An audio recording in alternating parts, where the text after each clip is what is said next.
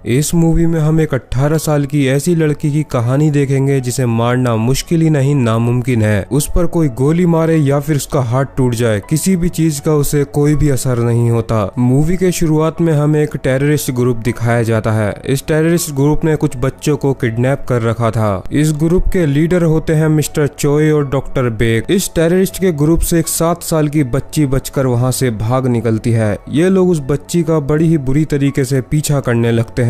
वो बच्ची काफी ज्यादा जख्मी थी और उन लोगों को लग रहा था कि वो ज्यादा दूर तक नहीं जा पाएगी, लेकिन बहुत बड़ी टीम मिलकर भी उस बच्ची को नहीं पकड़ पाती। उन लोगों का अंदाजा गलत निकलता है और वो बच्ची अभी भी जिंदा थी। वो एक फार्म के बाहर जाकर बेहोश हो जाती है। ऐसी क्या खासियत थी इस बच्ची में जो इतनी बड़ी टीम इसको मिलकर पकड़ना चाहती थी, ये हमें मूवी में आगे पता चलेगा। जिस फार्म के बाहर जाकर वो बच्ची बेहोश हुई थी, उस फार्म के मालिक मिस्टर गो उसे देख लेते हैं। वो उसे उठाकर अपने घर ले आते हैं। वो काफी ज्यादा परेशान थे कि इतनी छोटी सी बच्ची काफी ज्यादा जख्मी थी, उसका बचना काफी मुश्किल था। लेकिन जब अगली सुबह डॉक्टर उसे देखने के लिए आते हैं तो डॉक्टर मिस्टर गो को बताते हैं कि वो लड़की बिल्कुल ठीक है, उसकी चोट ज्यादा सीरियस नहीं है और वो काफी जल्दी ही ठीक हो जाएगी। ये बात सुनकर मिस्टर गो और मिसेस गो काफी ज्यादा चौंकते हैं, क्योंकि मिस्टर गो को जब वो बच्ची बेहोश पड़ी हुई मिली थी तो उसकी कंडीशन काफी ज्यादा खराब थी और उन्हें नहीं लग रहा था कि वो जिंदा बच पाएगी। अब यहाँ से सीन शिफ्ट होता है सीधा 10 साल बाद। हमें 10 साल बाद का सीन दिखाया जाता है। यहाँ हम एक लड़की को देखते हैं जिसका नाम जायून होता है। जायून काफी ज्यादा शरारती लड़की थी। वो एक दुकान से बिना बताए वहाँ की बोरियां चुरा लेती है और उन बोरियों को चुरा कर वहाँ से चली जाती है। जायून का नेचर काफी ज्यादा फनी था। वो काफी ज्यादा शरारती लड़की थी। जायून इतनी शरारती थी कि वो कम उम्र में ही बिना ड्राइविंग लाइसेंस के ड्राइविंग करती है। वो अपनी गाड़ी को लेकर जंगलों के बीच एक फार्म हाउस पर पहुंचती है, जहां हम मिस्टर गो को देख सकते हैं। अब मिस्टर गो को देखने के बाद हमें यहाँ पता चलता है ये वही लड़की है जो मिस्टर गो को 10 साल पहले मिली थी।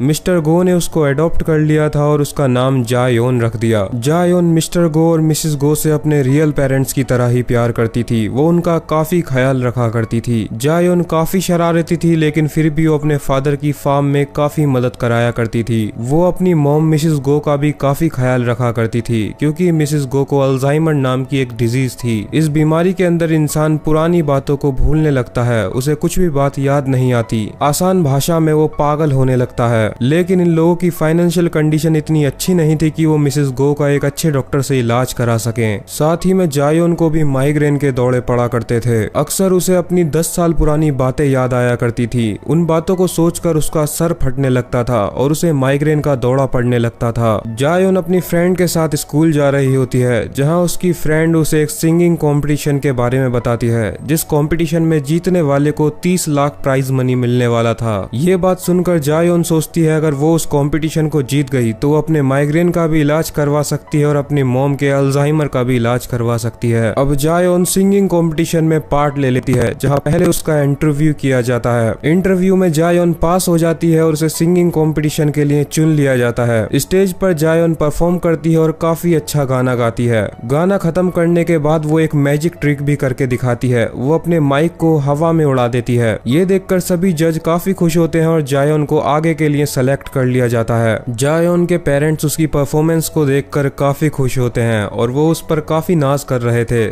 लेकिन जब वो उसकी लास्ट में मैजिक ट्रिक देखते हैं जिसमें उसने एक माइक को उड़ा दिया था, ये बात देखकर वो काफी ज्यादा हैरान हो जाते हैं। तभी जायोन की मॉम उससे बोलती है अगर तुम दुनिया के सामने अपनी शक्तियों को दिखाने लगोगी तो गड़बड़ हो जाएगी। जायोन के पेरेंट्स किस बारे में बात कर रहे थे ये हमें बाद में पता चलेगा। अगले दिन जायोन अपनी उसी दोस्त के साथ सिंगिंग कंपटीशन के स्टूडियो जा रही होती है। रास्ते में वो अपनी दोस्त के साथ काफी मस्ती कर रही होती है, लेकिन तभी उनकी सीट के सामने आकर एक अनजान लड़का बैठ जाता है। इस लड़के का नाम नोबल मैन था। ये देखने में काफी ज्यादा मासूम लग रहा था। वो जायोन को परेशान करने लगता है। वो जायोन से बोलता है कि वो उसे काफी पहले से जानता है, लेकिन जायोन उसे पहचान नहीं पा रही थी। तभी नोबल मैन उससे बोलता है कि मैं तुम्हें तुम्हारा पास्ट याद दिलाता हूँ। वो उससे बोलता है कि बचपन में वो दोनों साथ ही रहा करते थे, लेकिन जायोन को अभी भी कुछ याद नहीं आता। जायोन की फ्रेंड इस बात से चिढ़ जाती है और वो नोबल मैन को वहाँ से उठाकर भगा देती है। अब नोबल मैन वहाँ से उठकर चला जाता है। जब वो यहाँ से जा रहा होता है तब उससे एक आदमी धोखे से टकरा जाता है। ये बात नोबल मैन से बिल्कुल भी बर्दाश्त नहीं होती। वो उस आदमी को बड़ी ही बेरहमी से मारने लगता है। नोबल मैन बस दिखने में ही मासूम कम था, लेकिन वो बहुत ज्यादा पावरफुल था।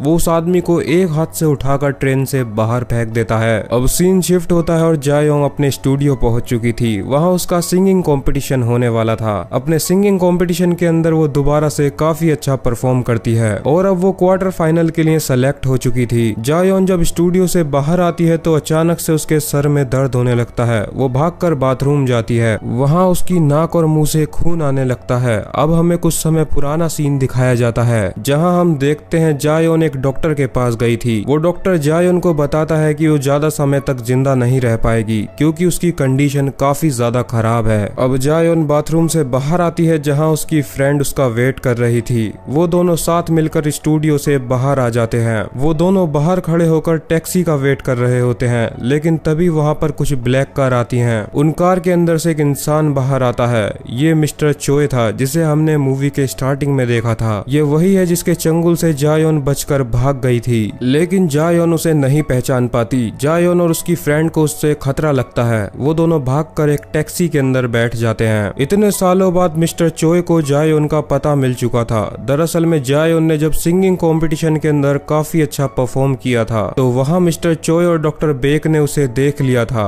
और जब जायोन ने अपनी मैजिक ट्रिक की, उसने उस माइक को हवा में उड़ाया, तभी वो लोग समझ चुके थे ये वही लड़की है जो उनके चंगुल से बचपन में भाग गई थी। अब मिस्टर चोए डॉक्टर बेक के पास वापस जाता है। डॉक्टर बेक उसकी इस बात से काफी नाराज थी कि वो जायोन को पकड़ कर नहीं ला सका। अब डॉक्टर बेक सोच रही थी कि वो चोए को अपनी टीम से निकाल देगी। सीन शिफ्ट होता है। अब जायोन और उसकी फ्रेंड बस स्टैंड पर बस का वेट कर रही होती हैं, लेकिन तभी वहाँ एक गाड़ी में नोबल मैन आ जाता है। नोबल मैन उसे अपनी गाड़ी में बैठने के लिए बोलता है, लेकिन जायोन उसकी कोई बात नहीं सुनती। तो नोबल मैन उसे धमकी देता है कि उसकी फैमिली भी है और अगर वो नहीं बैठी तो वो उसकी फैमिली को नहीं छोड़ेगा। ये बात सुनकर जायोन और उसकी दोस्त घर की तरफ दौड़ने लगते हैं। जायोन की फ्रेंड अपने फादर को कॉल कर देती है क्योंकि उसके फादर पुलिस में थे। अब जायोन भागकर अपने घर पहुंच जाती है, जहां वो देखती है उसकी फैमिली बिल्कुल ठीक थी और वहां पर जायोन की फ्रेंड के फादर भी पहुंच चुके थे। इस घटना के बाद से जायोन काफी ज्यादा डर चुकी थी, इसीलिए उसकी फ्रेंड डिसाइड करती है कि वो आज रात उसी के पास सोएगी। जब सब लोग सो रहे होते हैं तो रात में जायोन को दोबारा से माइग्रेन के दौरे पड़ते हैं। तभी जायोन की फ्रेंड उठकर वॉशरूम जाने लगती है। कुछ देर बाद जायोन को बाहर से कुछ आवाजें आती हैं। वो उठकर जब बाहर जाती है तो उसे एक आदमी गन पॉइंट पर ले लेता है। उसके घर के अंदर रात में मिस्टर चोए और उसके आदमी घुस चुके थे। उन लोगों ने उसकी फैमिली को भी बंदी बनाया हुआ था और उसकी फ्रेंड को भी चाकू की नोक पर रखा हुआ था। मिस्टर चोए जायोंग से बोलते हैं अगर वो उनके साथ नहीं गई तो वो सब लोगों को मार डालेंगे, लेकिन तभी अचानक से जायोन को दोबारा से माइग्रेन का दौरा पड़ने लगता है। लेकिन इस बार वो बिल्कुल चेंज हो चुकी थी। वो हंसकर उन सभी लोगों को एक ही बार में मार डालती है। वो उन लोगों के हाथ से गन छीनती है और इतनी आसानी से सभी को मार डालती है जैसे उसे लड़ाई का काफी एक्सपीरियंस हो। वो लोग उसके ऊपर हमला करते हैं, लेकिन उसे बिल्कुल भी असर नहीं हो रहा था। वो पूरी तरीके से चेंज हो चुकी थी। तभी इतने में वहाँ नोबल मैन और एक लड़की पहुंच जाते हैं। नोबल मैन जायोंग से बोलता है कि तुम अलग हो और ये बात मैंने तुम्हें समझाने की कोशिश की थी, लेकिन अब जायोन दोबारा से सब कुछ भूल जाती है। उसे समझ नहीं आ रहा था कि उसने इतने सारे लोगों को कैसे मार डाला। नोबल मैन उसे बताता है उसके पास सुपर नेचुरल पावर्स हैं और उसे मारना इतना आसान नहीं है, लेकिन जायोन को अपनी सुपर नेचुरल पावर्स के बारे में कुछ भी नहीं पता था और अभी भी उसे अपने पास्ट का कुछ भी याद नहीं था। नोबल मैन उससे बोलता है अगर जायोन उनके साथ जाने को नहीं मानेगी तो वो उसकी फैमिली को मार डालेंगे